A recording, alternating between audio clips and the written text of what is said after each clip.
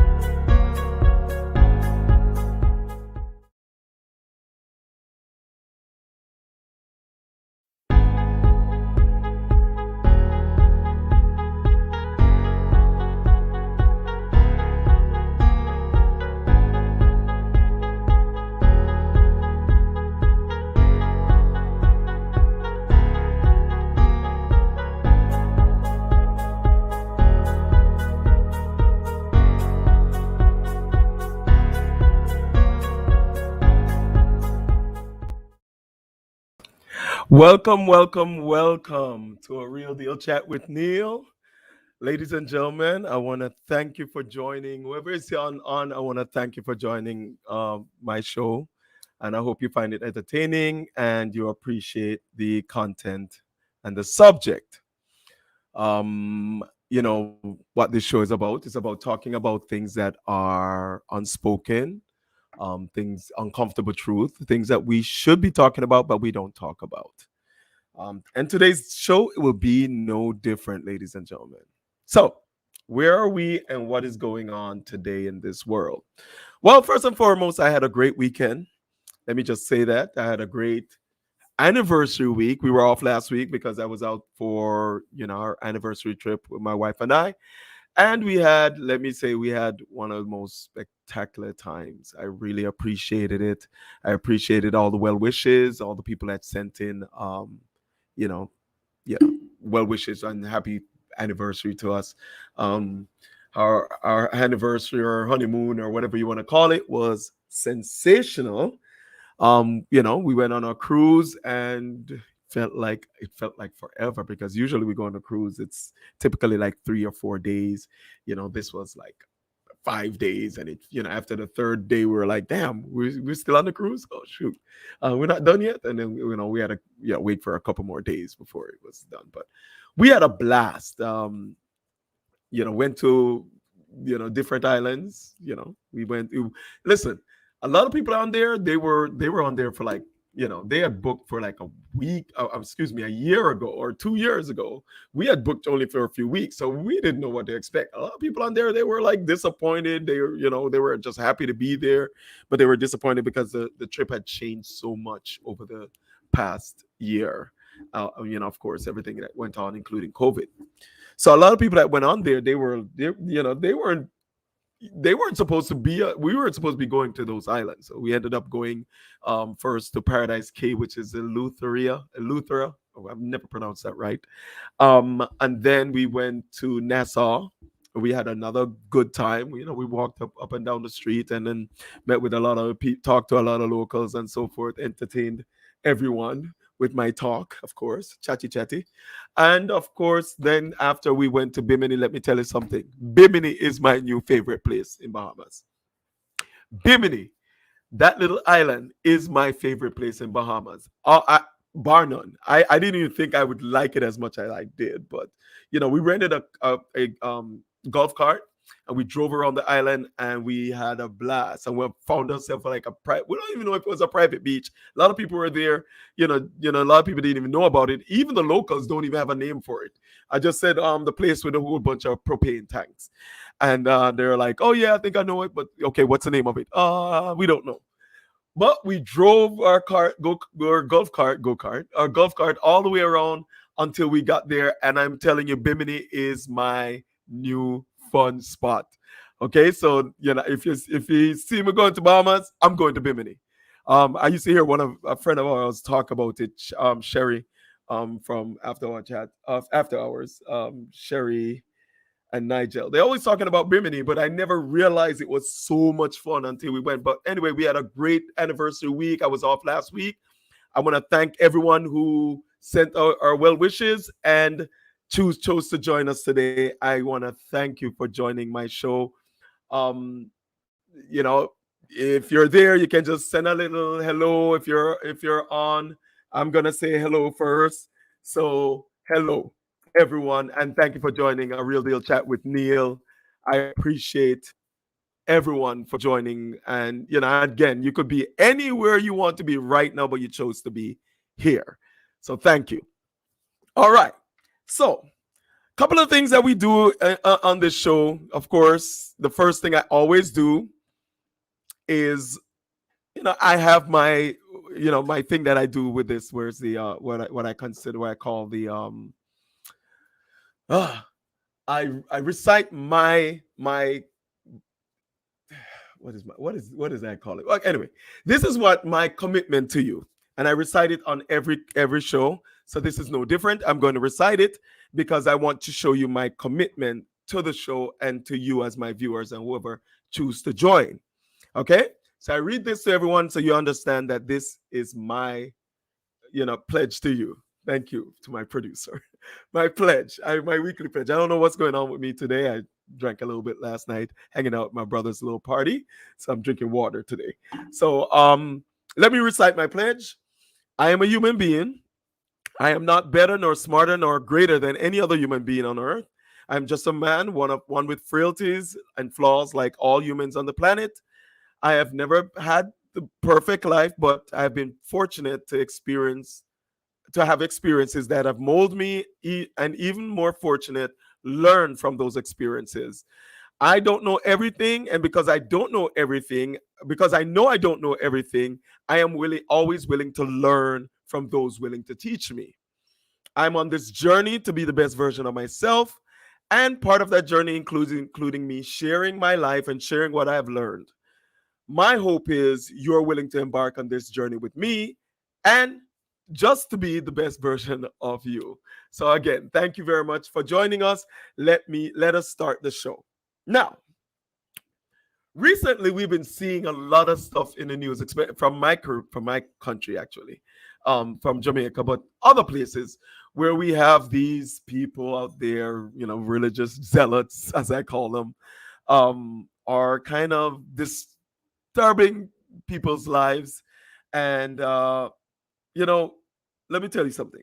I'm not giving up on this world. Okay? I'm not giving up on America. I'm not giving up on Jamaica, despite of all the craziness that I see going on. My ancestors, as well as yours, most of yours, I would say all of yours, have paid way too much to give up at this point. We are probably in the best time of our lives in terms of where we are in the history of human beings. So for that reason, I'm going to touch on things that I truly believe can affect, will is affecting us and affecting us as human beings. And some of the things that are stopping us from growing, I'm going to touch on it, and some of the things that I wish that most of us would pay attention to and be focused on. I'm going to deal with that also. I'm going to talk about that. So today's show, I'm going to talk about salesmen. Salesmen. And it will all come together. I always tell you, just got to be patient. Now, what I mean by salesman, you see, growing up in Jamaica, I had the distinct pleasure of having a father who was he's like a secret service or a bodyguard. He's a police, but he's a secret service to the leaders of the government. Prominently, Michael Manley. He was for youth sheriff for a little bit, even though he was on a different party. Sangster, he was there for PJ Patterson and a few others. So I had the distinct pleasure of watching I witnessed firsthand the obsession that came with fawning over those with power. Now, that need that some of us have to see people as infallible, as untouchable, and in some cases godlike, was very confusing to me growing up. So when I saw my dad was protecting the leader of the country, and all these people around him, Michael Manley, and at the time Siaga too, all these people would fawn over them and protect them and defend them and do all sort of things, sometimes give their life for these people. It puzzled me. I honestly was puzzled by most of what I was watching growing up. Never understood it. It just made absolutely no sense to me that one man or one person can pull people in like that. They would kill people for wearing the opposite or the opposing party's colors in Jamaica. That part of it made, again, no sense to me. But it was the world we lived in. It was the world I was given. All the parties had to do was to come to a community, spend a little money or do a little favor or, give food and whatever. And people would just literally give their lives up for that system, for that political party.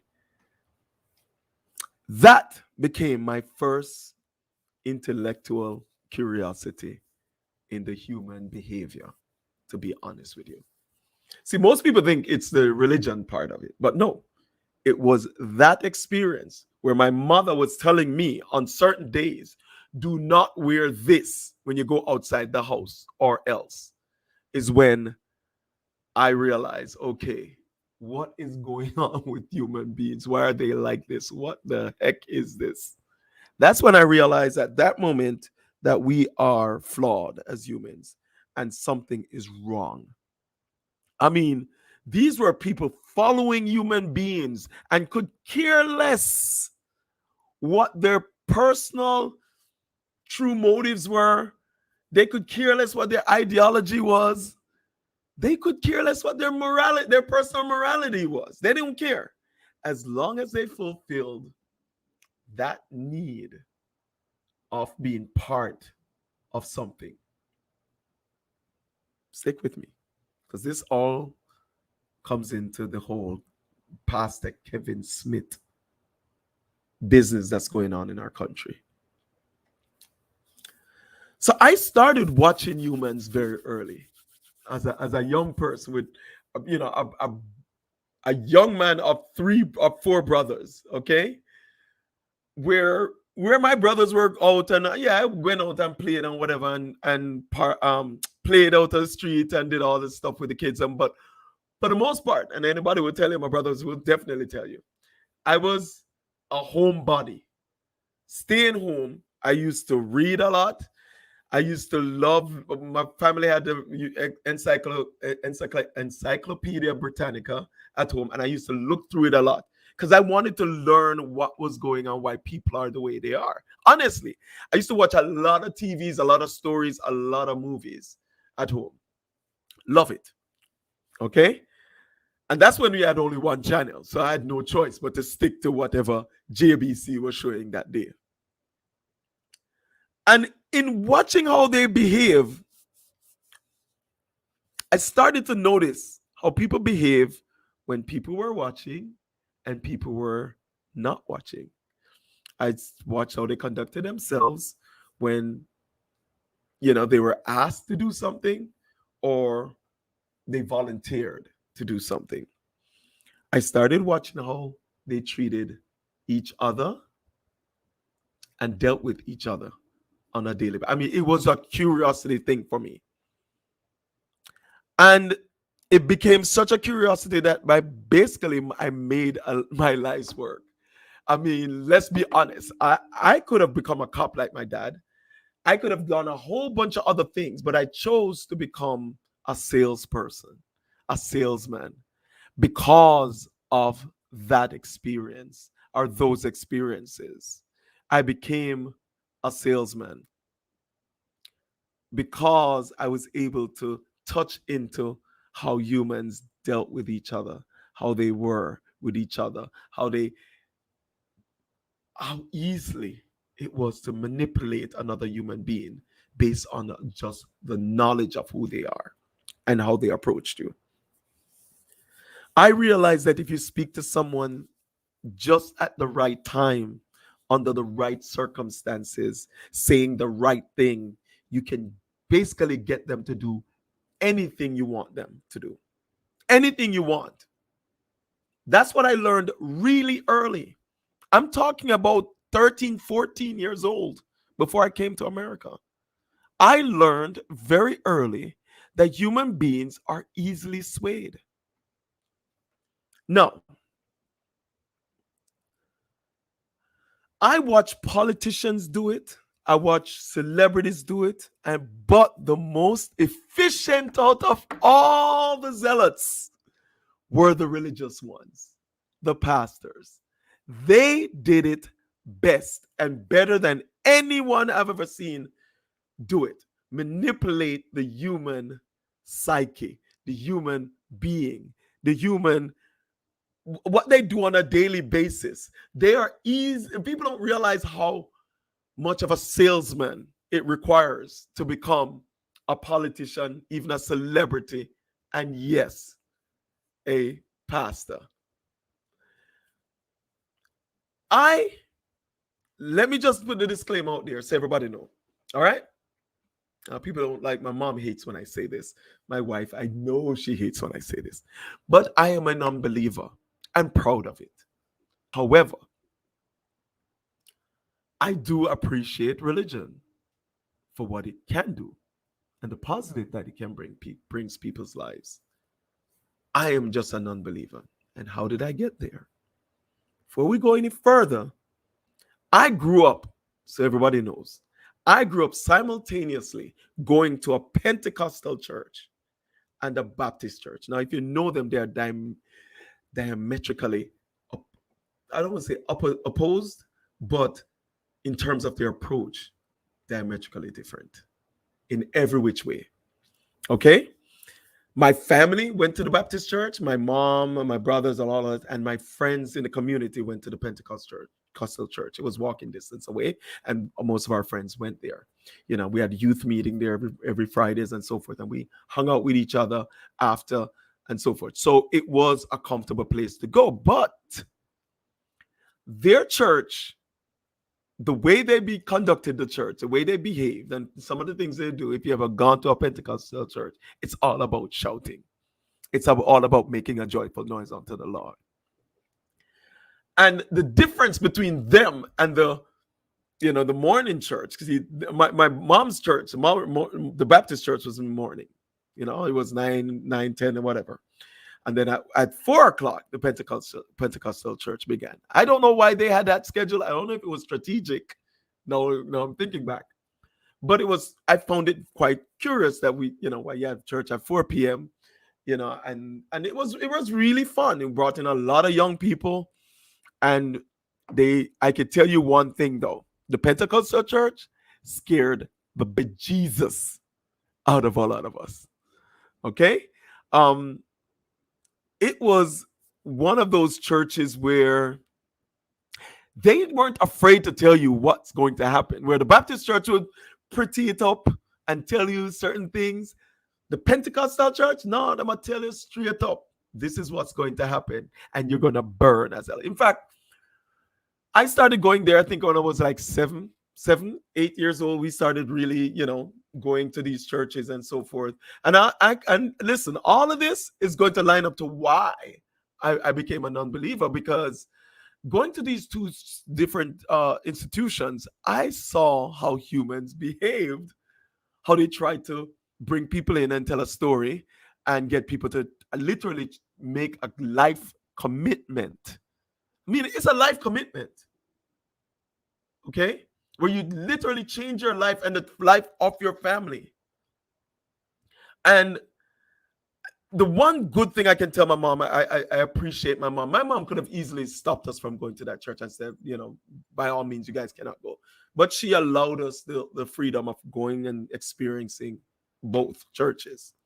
And the irony is, both churches is the reason why I'm an unbeliever.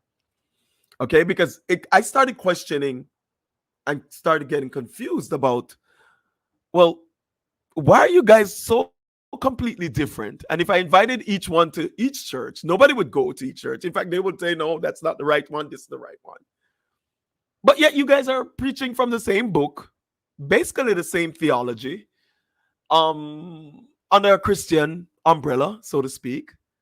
But yet they were diametrically different and almost opposite of each other. And then later on came in the Seventh-day Adventists and the Mormon church.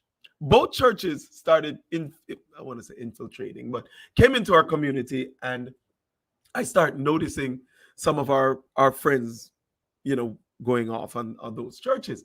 And I'm like, no, I'm confused. Now there's 4 of you, 4 different churches, 4 different doctrines, all telling us that we're going to the same place, but our room is the better room to enter there. And that became even more of a curiosity for me. So what did I do? I do what Neil always does. And Neil has been doing for the past, 40, 50 years, almost 50 years. I did my research. I started asking questions. And some of the questions I asked, they didn't want to answer, or they just couldn't answer, or they were afraid to answer. So their typical answer to me was simply, have faith. There's some things you don't need to know, Neil. Have faith. Read the Bible, have faith. Well, I did read the Bible, but it's one book, and I can only read so much. If the information is not there, what do you want me to do? Well, guess what I did? That's what I did. I started being more curious and reading other Bibles, other books, other doctrines. Started learning that there's not only just this one, there's quite a few. That became even more confusing. Then they did one thing that they did wrong. They had at our community center a movie that they showed. and they invited everyone. It was like an evangelistic weekend or whatever, and they did this movie, and their movie was called Hell's Angels. Now, ladies and gentlemen, if you have ever seen this movie, I don't know if you have seen it, but it was an old movie. This is again in the 70s, late 70s. And I know me and my brother was there watching it, and we both looked at each other like, what the is this? They showed people burning in hell. I mean, literally, the production was pretty good because they showed people burning in hell, and then they showed another set of people going up slowly in the sky. There were people who were floating in the sky, going to heaven, and while these other people were burning in fire and brimstone. And we were like scared out of our you know what. I'm not gonna lie, it scared the bejesus out of me, literally and figuratively. After that movie, again, we were like 8, 9, I think, 9 or 10 at that point. A lot of our friends got baptized in that church because of that movie. I started noticing a lot of other people just going on the religious side. Even our next door neighbor, he became a zealot. Oh my goodness. I mean, at one point, when we were like 10 or 11, whatever, he got really deep into it. That dude walked into our house while we were watching TV, me and my brothers. We almost started getting a fight. He walked in the house and turned off our TV, talking about this is the devil's box, and and the man start preach and like, yo, come out. How dare you come in our house and turn off our TV when watching? I mean, it was at that point I realized, yeah, something is not right. And the funny thing is, my brother and I, my older brother, my eldest brother got baptized, but my older brother, right after me, he didn't. And I didn't, because we saw something that we're like, yo, we have more questions than we have answers. And we talked to each other. We're like, no, we're not do this, this not sound right. This not look right. So between all of us, and Richie wasn't really into it. Richie was young at the time, but my other brother was really, him and I were more, the age group of the people that were getting baptized around us. We decided, yo, we not do this not look right.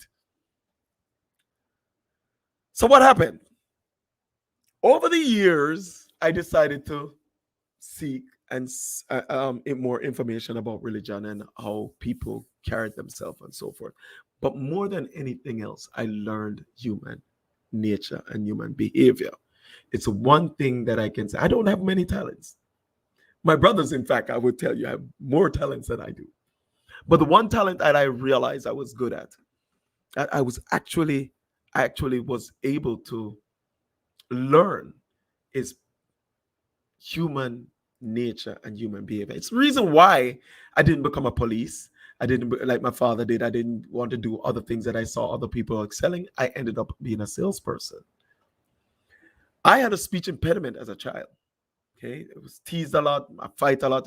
But I decided, okay, I'm gonna have to learn how to speak a certain way or differently than I was speaking. I had to learn about how people conducted themselves, what made people tick. And the more I learned is the more I realized that a lot of those people that I aforementioned, the celebrities, the politicians, the lawyer, the pastors, all knew this very well. All knew this very well. If you realize, if you think about it, those that I mentioned, celebrities, pastors, politicians, or certain celebrities rather, the ability to talk, convey, and send a message is one of their biggest attributes. It's what make them who they are.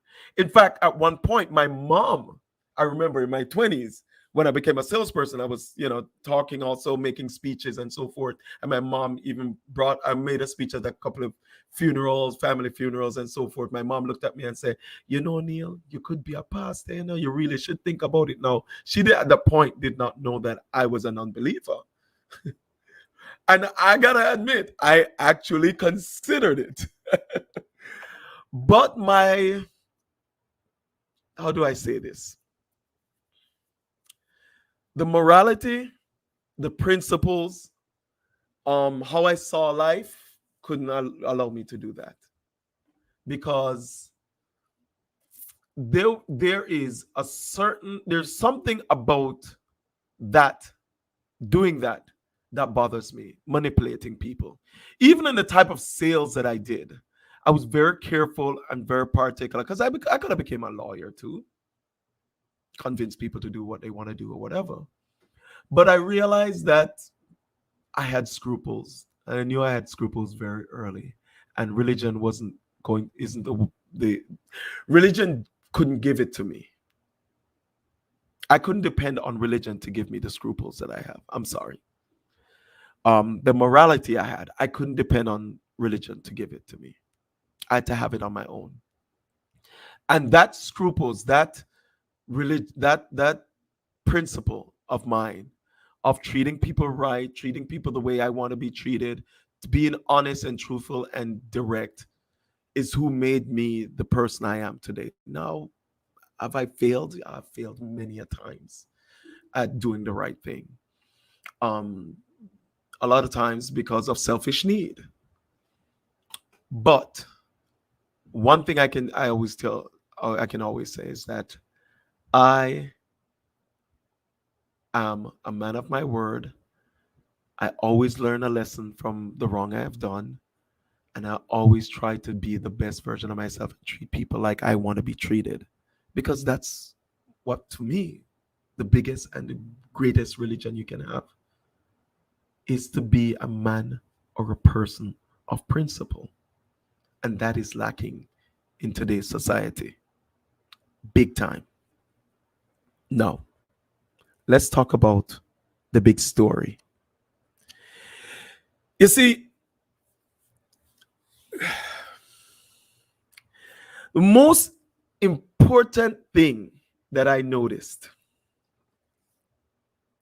what I realized about men, these people I'm talking about, the religious zealots, the politicians, and even some celebrities, is that they realize that human beings can be manipulated on just two specific and very distinct emotions. You can get somebody to do anything. I learned it early too. And I did not need a book. I did not need to go to school for it. I didn't need to have somebody drill it into me. Hello, Kayet. I didn't know you were on. Sorry. If you're on, please just say hello so I can, shout you out. But there was two strong emotions, or two strong distinct emotions, that where I realized that you can literally get anybody to do anything at any time. Two things. As a salesperson, I realized it early. And it's this: greed, fear. If you know how to convey greed and fear in the best way, big up Howard, big up Virgin. If you can convey fear, if you can tap into somebody's greed, you literally can do anything. You can get them to do anything for you. I learned that very, very early. And yes, I'm good at sales because of it. I was very good at what I did. I was an investment broker at one time where I call people and have them send. No, they don't know me from Adams. I call complete strangers who had checked into something and wanted to learn about trading commodities and on the futures market. And I would call them and they would send me anywhere for the excess of $25,000 to $100,000 to trade. To trade. When it comes, hello Karen, hello, how you doing? Thank you for joining us. I appreciate you.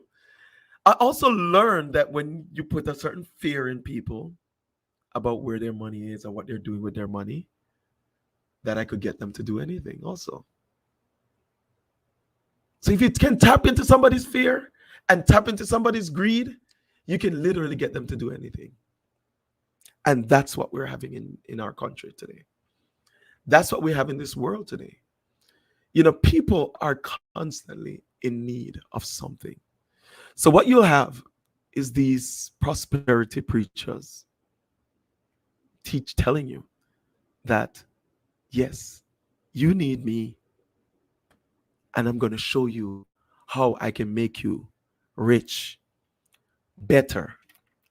Um, I can give you anything you want. This one here with this spiritual water, where people are literally sending out for water in a little plastic bag and sending him money because he says you will get thousands of dollars sent to you automatically just by existing. Somebody will come and give you checks up with thousands of dollars. So he'll send you some spirit water or whatever the heck it is. This one here, along with Creflo Dollar, him telling me he wants a brand new plane, and people literally go to their last penny to give to him so he can have a nice plane to fly around. Him and this guy here, they both did the same thing. And they have followers, people. And again, a lot of you will say, oh no, not me. Oh, I would never do that. On some sense, you probably have and don't realize it. You probably have supported people like these guys and not realize it. They're not alone. Now, let me say this. Even though I'm an unbeliever, I am still a respectful person who understands and appreciates the human nature, human being. So I respect religion. It has its purpose, just like everything else. It has its place. But here's where I draw the line. When it starts hurting people's lives, start taking people's lives and their livelihood. That's where I draw the line. That's when there's something wrong with it. And no one did that best than some of these prosperity preachers and some of these Bible thumpers who tell you that the world is coming to an end tomorrow. If any pastor tell you the world coming anytime and give you a date, run. See, when I was in Jamaica and I was young, I was going to a school called JC. Okay, we used to take the bus and all that. And I remember on the bus hearing people talking and them mumbling on the bus and everybody talking. And they were talking about the end of the world and saying that tomorrow, hey, did you hear the pastor, this, that, it was all over the news.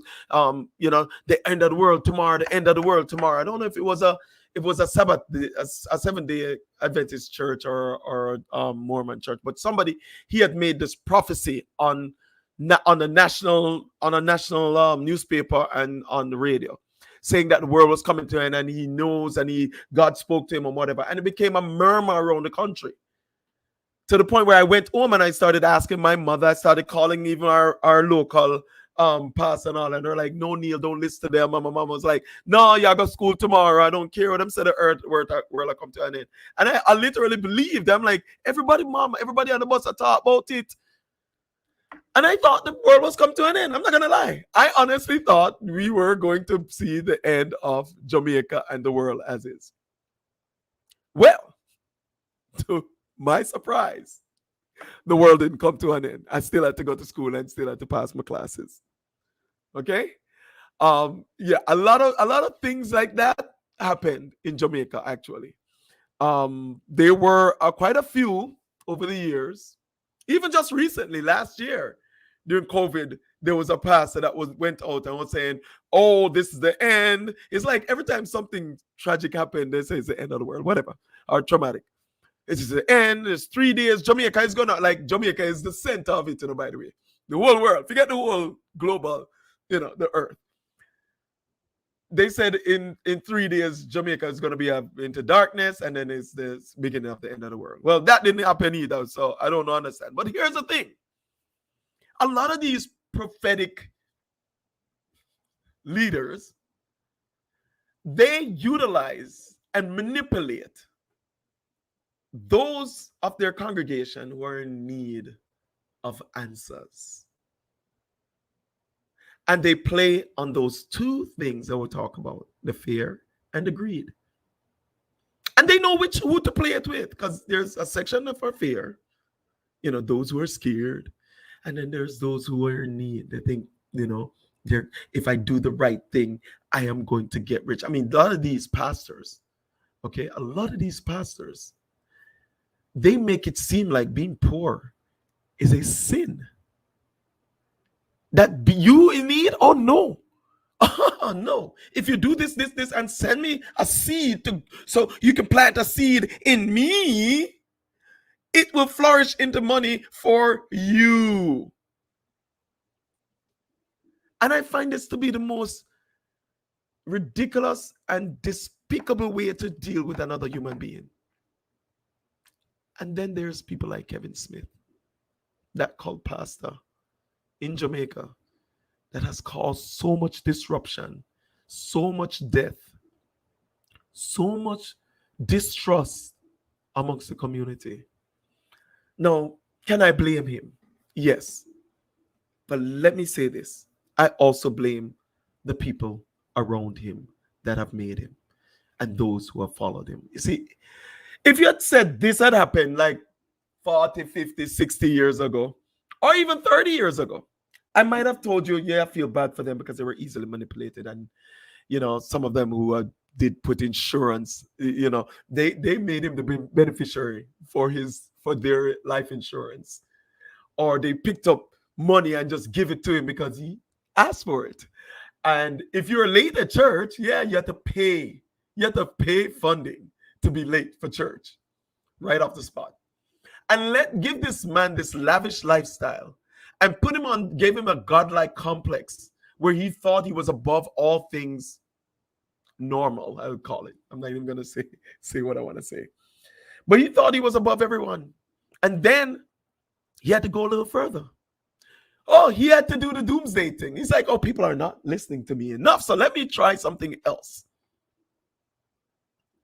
See, if it was 1978, 79 when you had the Jim Jones thing, even those people, I could say, listen, I get it. I understand. There's not enough information. People are in need, emotional. They're emotionally driven and so forth. I get it. But in this day and age where you have information, you see, even back then when Jim Jones were killing some people or telling people to kill themselves because, you're going to be sent off to God's kingdom if you kill yourself. Don't understand that part, but anyway, to each his own. But a lot of them were backing away and saying, no, I don't want to kill himself. And what he did, as a coward he is, he shot them in the back or have them killed. And that was in the late 70s, 78, I believe. Excuse me. So I understand that to an extent. But this man, with all the technology we have, for all that we know about the history of the human being, of all the history we know of people like him in the past, something stuck in my throat. Next thing I said, the religion, I talked to religion, that's why I know I was eating before I got here. All the stuff we know about religion, about all these people who have caused people to give their lives up for religion and have come and gone, the David Koresh, the Jim Jones, the what's that idiot name with the thing in his head? All these people who have all said that they are the second coming of the Savior. And we have watched these people come and go in history. And these are not backwards people. He had prominent people who are poor and established, and even people in the government that followed him. And this man said, simply, there's an ark. Now, forget the entire other 7 billion people in the world. This man who was born in Jamaica, moved to Canada, was a sexual predator. He abused molested a young boy, and it was on record. He was sent to jail for 6 months for it, and registered as a sex offender, and sent back to Jamaica. Okay, a sexual predator of a male. Jamaica, you know, male. He was a sexual predator of a male.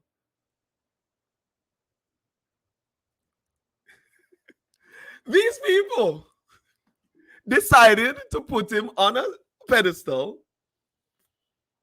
followed his word that there's an ark, and it's only coming to Jamaica because you've never said it in America and everywhere else. It's only Jamaica.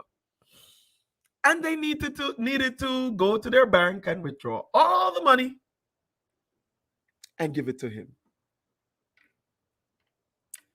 And then basically drink the purple juice, or the purple Kool-Aid. That's what Jim Jones did. He called it, I guess they had to slit their throat or something. Let's look at a piece about Pastor Kevin Smith, right here. the alleged cult pastor in Jamaica who instigated human sacrifices, etc. I took the time out to research and listen to some of Pastor Kevin Smith's sermons from the channel PCC Network. And when I compare his teachings in those sermons to what transpired on October 17, 2021 in Montego Bay, Jamaica, what comes to mind is the serpent. Kevin Smith is like many preachers. At some point, they seem authentic before they eventually deceive at some point. In other words, they are filled with a nature of part truth and part lie.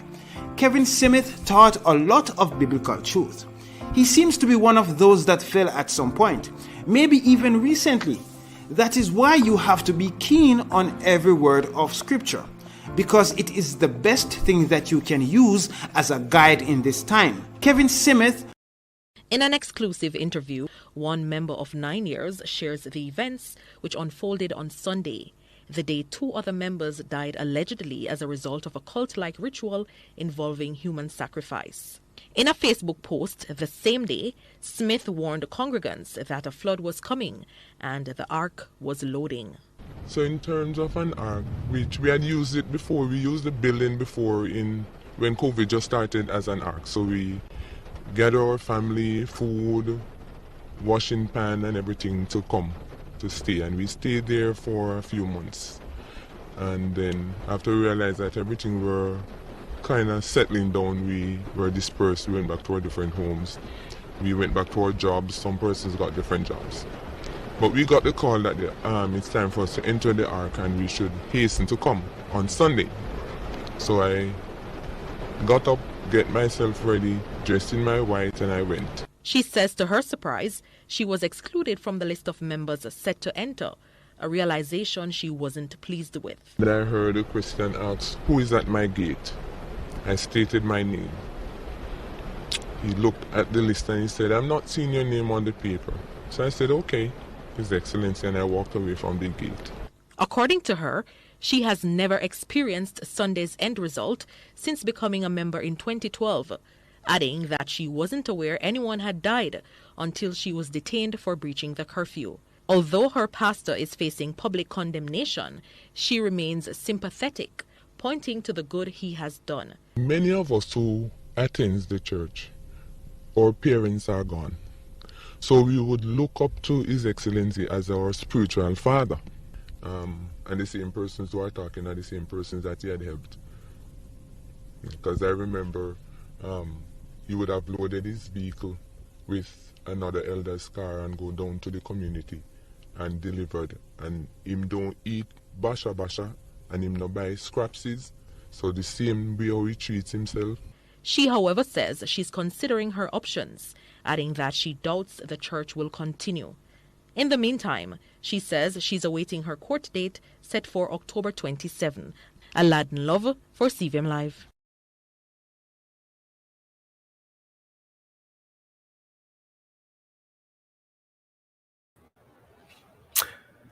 Does that sound like she... Seriously, she's still calling him His Excellency. This is a man that killed people or driven people to kill themselves. This is a man that has taken money have a lavish lifestyle. I think they said he had like 3 or 4 mansions. This is a man that they knew or found out that the man had a past.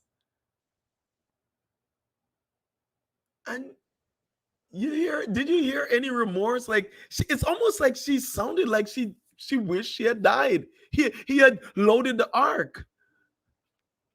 Now eventually something happened. I still don't know the gist of the story, that they were transporting him after, after he was arrested. They were transporting him, and somehow the car crashed.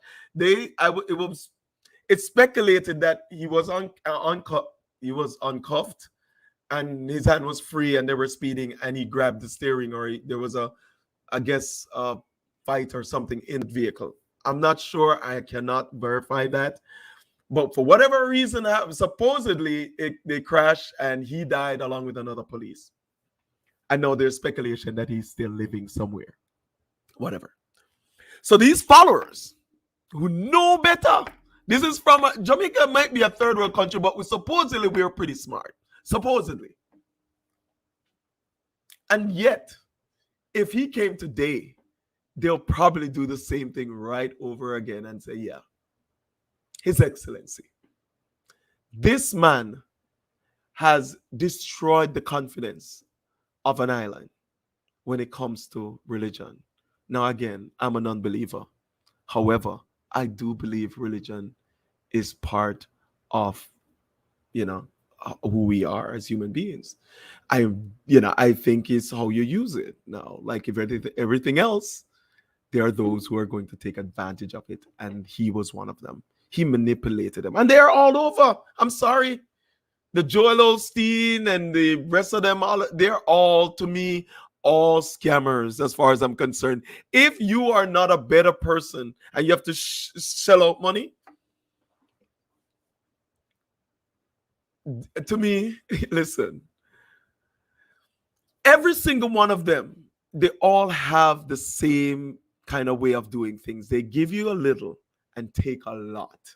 Here she's saying, oh, I remember when he brought stuff to the ski, he still has a little good in him. Yes, of course he's going to give you a little. That's why he's taking a lot. That's what scammers do. When they call you, what they do? They lure you in and give you something, give you assurances, and then make you feel comfortable. And you feel like you're doing them a favor when you give them the money. So what he played on was 2 things, the greed and the fear. The greed that they have to, we are going on the ark.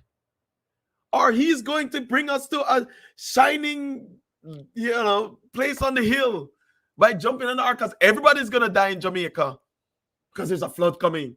Now, whether it was figurative or literal, it's still kind of silly coming from one man. Nobody else predicted it. But all these supposedly sane-minded people believed him. And why is that? Because humans are not fundamentally good. At least some of them. Some of them do bad things, and they have their ways of manipulating another human for their own benefit. Now, he might have started out with the greed thing, but his narcissism and all the other things that came along with it drove him to another level of insanity, which has happened. We've seen it over and over. Helter Skelter, we've seen it, David Koresh, all these people who started out, yes, we're going to do this, we're going to do that, we're going to do this, and yes. And then that greed and that, arrogance and that narcissism takes over. And you create a human being who believes that he's above all humans. And Kevin Smith was no different. Now, again, this guy was just a click, click, click, click on a computer away to find out that he's a pedophile. Or not a pedophile, rather. A sexual molester. He was convicted of it. He was deported maybe because of it. Why wasn't that a big deal? He was preaching for 10 years in Jamaica. Why didn't somebody just say, hey, guys, stop, relax.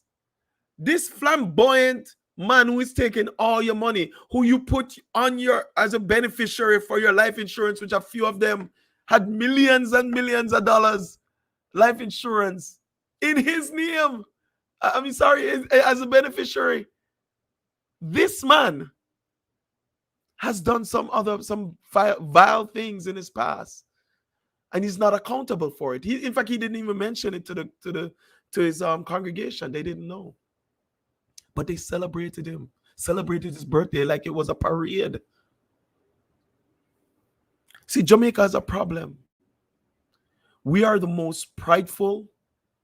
I always say our biggest flaw and our biggest attribute is our pride. And sometimes that pride is easily manipulated because we want, and we want to look this way and we want to seem this way and whatever. There's a reason why. Our country, when you look it up online, per square capital, per square mile, we have the most churches. These people aren't stupid. They know exactly how to play on your need, on your fear, on your greed. They tell you what you want to hear. It's time for us to be acknowledged. Listen, if you're a good person, see, I consider myself a good person. That's my religion. My religion is that I exist for the betterment of human beings and betterment of my family and betterment of my friends. I grew up with a certain principle of treating people like I want to be treated. That's my religion. But if your religion is the doctrines and so forth, fine. Fine. But use a little common sense. There's nothing wrong with using this when this. You can use them together. Stop just following behind people just because. I mean, there are people who follow, like when, Dudus do something, the other guy, or Zeke, or whatever the hell their names are. It's like they do a little thing in a community and they kill a whole bunch of people. They give a little bit and take a lot. And yet people run behind them. No! Save him, free him. He killed a lot of people. If you do wrong, you do wrong. Come on. This thing where we feel like people are above the norm of other human beings is ridiculous just because of what? Name, money, status. That's leaving to the degradation of us as humans and our country and those of us who live here and support not only our country but where we are now. Stop giving money to these pastors and these people just because they promise you something that they cannot validate. It's not even tangible. They can't even. There's most of what they can't substantiate most of what they're claiming. I get it. People need. There's a need out there too. There's a yearning to know more, to have more. I get it. But at some point in our lives, we're going to have to realize that people are bad out there that are willing to use you. Thank you, Karen. People are out there to use you at your weakness. See, that's what people do. That's what they do. They wait for you to get to that point. You see, that's how I used to sell. I'm not gonna lie. In the 90s, when we used to sell, timing is everything. All we have to say is that you have a need. And sometimes you take advantage of a need. It's the reason why I stopped being a investment broker, because I found it wasn't fulfilling for my soul. I'm sorry. I could still be listen, as a non-believer, Karen, as a non-believer, I can literally, if I had that kind of morality or lack of it, I can literally wake up one day and say, guys, I had a dream. From Saul to Paul, that's me. On the road to Damascus, I had a vision, and I'm now converted. And God told me to give you the good news. Do you know I could really create a church like that? Because people know me. A lot of people know that I am an unbeliever.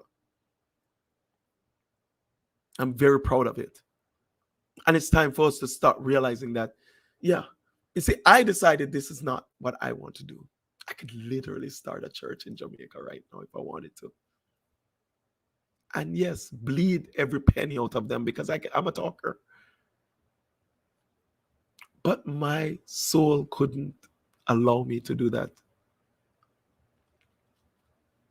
There's a lot of things. I could be a lawyer. You have to lie a lot. And I don't like lying. I just always feel there's something that you lose when you do. Most people who know me that know I sometimes are a little bit too blunt with the truth. But you lose a lot of who you are.